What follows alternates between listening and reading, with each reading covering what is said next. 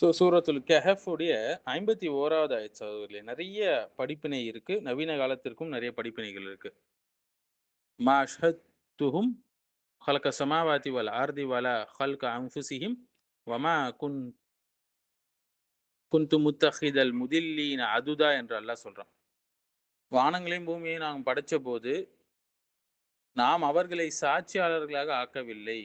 மேலும் வழி தவறியவர்களை, வழி கெடுப்பவர்களை நாம் உதவியாளர்களாக எடுக்கவில்லை என்று அல்லாஹ் சொல்றான்.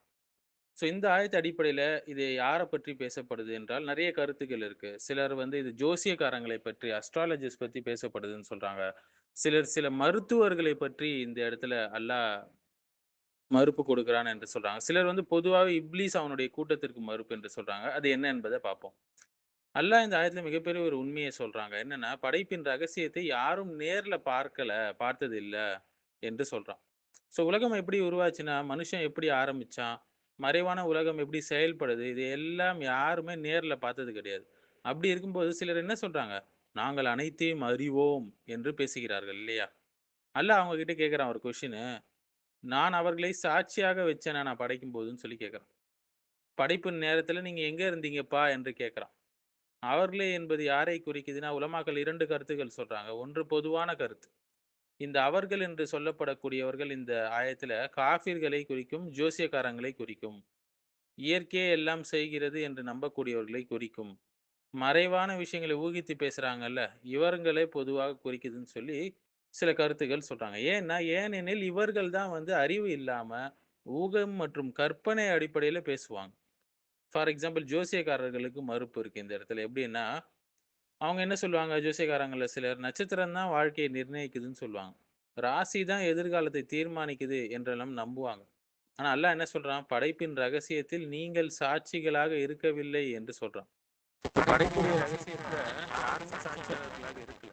அப்படி இருக்கும்போது எப்படி ஒருவருடைய ராசி இப்படி சொல்லுது என்று உறுதியாக சொல்ல முடியும்? அது அறிவியல் அல்ல, இது ஒரு ஊகம். இயற்கை மட்டுமே எல்லாம் செய்து என்று சொல்வதற்கான மறுப்பு இந்த ஆயத்தில் இருக்கு. இயற்கை தான் மனிதனை உருவாக்கியது என்று சிலர் சொல்கிறார்கள். ஆனா கேள்வி என்னன்னா, அவர்கள் படைப்பை பார்த்தாங்களா? அப்ப சாட்சியாக இருந்தாங்க நல்லா படைக்கும்போது. இல்லதானே? முதல் மனுஷன் அவங்க பார்த்தாங்களா? உயிர் எப்படி உருவாச்சு என்பதை நேரில் பார்த்தாங்களா? எதுவுமே கிடையாது. அப்படி இருக்க அவர்கள் வந்து பல கோட்பாடுகள் சொல்றாங்க. இது நேரடி அறிவு கிடையாது, இது ஒரு ஊகம். மேலும் வந்து சில மருத்துவர்களுக்கு இது மறுப்பாக இருக்கு. சில மருத்துவர்கள் மற்றும் தத்துவ சிந்தனைகளுக்கு இது மறுப்பா இருக்கு.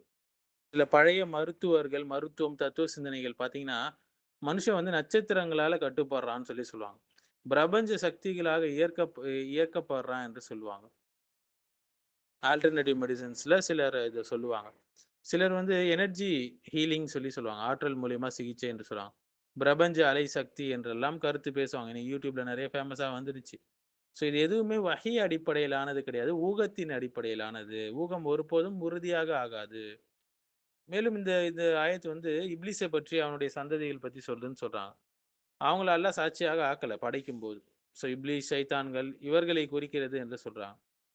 படைப்பின் ரகசியத்தை நான் இப்லீஸுக்கு காட்டல. அதுதான் அல்லாஹ் இங்க சொல்ல வரான். இதில் உள்ள மிகப்பெரிய மறுப்பு என்னன்னா, சைத்தான் வந்து இந்த மனுஷன ஏமாத்துறான். எப்படி எப்படி ஏமாத்துறான்? எனக்கு உண்மையே தெரியும். நான் உண்மைய அறிவேன். எல்லாத்தையும் அறிவேன் என்று மனுஷனுடைய உள்ளத்துல வஸ்வாஸ் போட்டுக்கொண்டே இருக்கிறான். அதனால ஜோசியம், மந்திரம், மறை உலகத்தோடு நாங்க தொடர்புல இருக்கிறோம். ஆவிகள அழைச்சு நாங்க உதவி பெறுறோம். நன்மை, தீமையை தர்றோம்.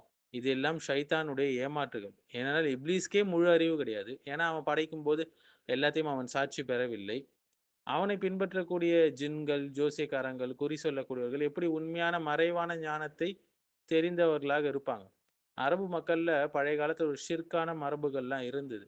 ஒரு பள்ளத்தாக்குக்கு போனா, அங்க ஜின்னுடைய சக்தியால் நான் பாதுகாப்பு தேடுறேன்னு சொல்லி, அந்த வேலியுடைய ஜின் கிட்ட வந்து பாதுகாப்பு தேடுவாங்க. அல்லாஹ் கிட்ட கேட்காம, அந்த ஜின்கள் கிட்ட கேட்பாங்க. ஜின்னுகள் மறை உலக சக்தி கொண்டவர்கள் என்று அவங்க நம்புனாங்க. ஆனா குர்ஆன் இந்த சிந்தனையை உடைக்குது.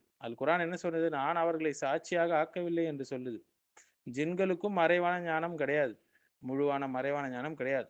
அல் அல்லாஹ் யாருக்கு எதை சொல்லிக் குடுத்தானோ, அதை தவிர யாருக்கும் எதுவுமே தெரியாது.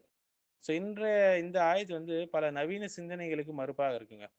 ஒன்று நாத்திக பரிணாம சிந்தனை சொல்லி சொல்லுவாங்க. மனுஷன் இப்படித்தான் உருவானான் என்று உறுதியாக பேசுறாங்க. அவங்களும் படைப்ப நேர்ல பார்க்கல. யூனிவர்ஸ் இஸ் எனர்ஜின்னு சொல்லக்கூடிய சிந்தனைகளும் இவங்கள போலவங்க தான்.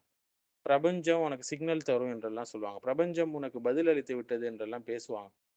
இதெல்லாம் வந்து மோசமான தௌஹீதிலிருந்து மனிதனை விலக்கக்கூடிய சிந்தனைகள். ம். ஸோ வானம் பூமியை அதை வழிநடத்தக்கூடியவன் அல்லாஹ். யூனிவர்ஸ் வழிநடத்தல. தன்னை தானே அது நடத்திக் கொள்ளல. ஸோ இந்த ஆயத் மனிதனுடைய அறிவுடைய வரம்பை, எல்லையை கற்றுக் கொடுக்குது. எல்லாம் அறிந்தவன் அல்லாஹ் மட்டும் தான், மனுஷன் கிடையாது. மறைவான உலகத்தை யாராலும் கிராஸ்ப் பண்ண முடியாது. ஸோ இப்படி பேசக்கூடியவங்க எல்லாருக்கும் அல்லாஹ் வைக்கக்கூடிய ஒரு செக் என்னன்னா, ஒரே ஒரு கேள்விதான். படைப்புடைய நேரத்துல நீங்க இருந்தீங்களா? நீங்க அப்ப சாட்சியாளர்களா இருந்தீங்களா? நீங்க அத பார்த்தீங்களான்னு சொல்லி கேட்கிறான். இது அவங்களுடைய அகம்பாவத்தை உடைக்குது. பொய்யான தத்துவங்களை உடைக்குது. ஷைத்தானுடைய ஏமாற்றத்தை வெளிப்படுத்துது. ஸோ மறை உலகத்துடைய உண்மையான அறிவு அல்லாஹ்வுக்கு மட்டும் தாங்க இருக்கு.